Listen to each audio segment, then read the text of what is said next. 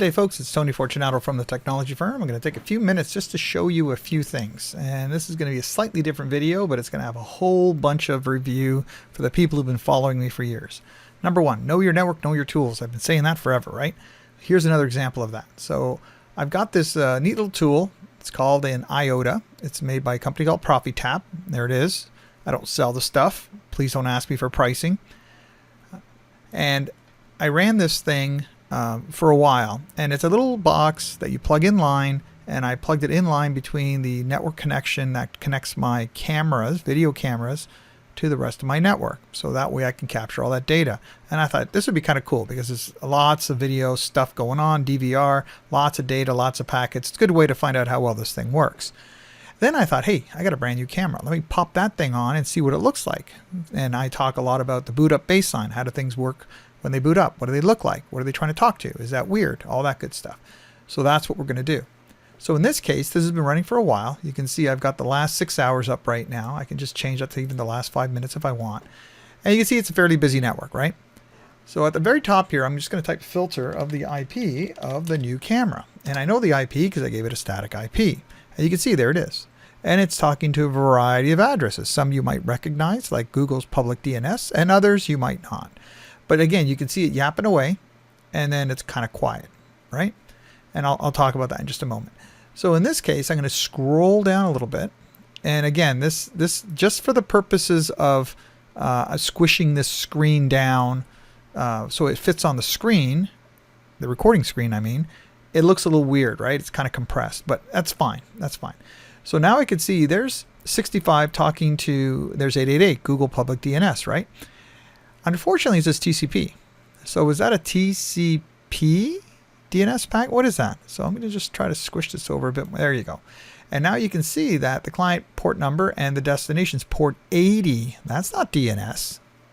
It's not DNS at all. So now, you know, like all network people, what's it doing? What's going on? With this particular tool, I just hit this little blue download button and I download the file and I can check it out. And there it is. Let me just resize this guy so it fits. There we go. And you can see indeed there's the camera IP talking to 8888 and it's port 80. See that? Well, Google DNS is DNS. It's not a web server, so this is not going to work.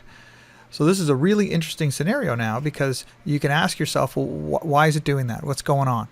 And now that you know what it's doing, you could try to affect its behavior. And if I go to the screen where everything is set up within that camera, I can just review the IP settings. Everything looks fine, right? There's my Google DNS.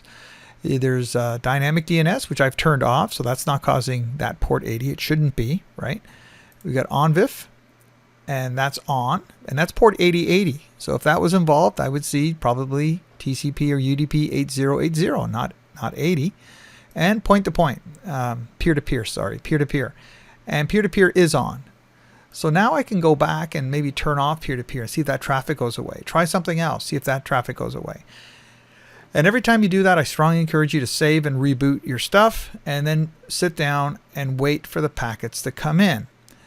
And now in this case, you can see this guy is talking to this guy. So if I wanted to, I can hit the little inspect button if I want, and it'll load it up and it'll show me more information. And in this case, it's only a packet, right? And it even says so right there. One packet was sent, nothing was received. But I can track this. I can find out if it still generates that conversation with 888 as I make more changes.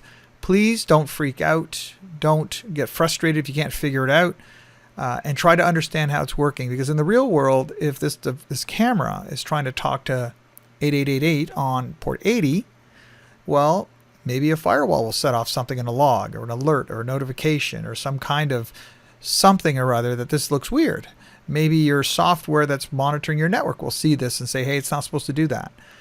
So now you have an idea of what's going on, and better yet, how to try to affect it. You might put a simple ACL list in or a filter if you don't really want this lying around. You might call the vendor and say, what the heck's this all about? That's it, folks. So I strongly encourage you to start poking around, start getting traces of things booting up, try to find out what they're talking to, why they're talking to them, and then obviously how to mitigate that. Have a good day. Bye for now.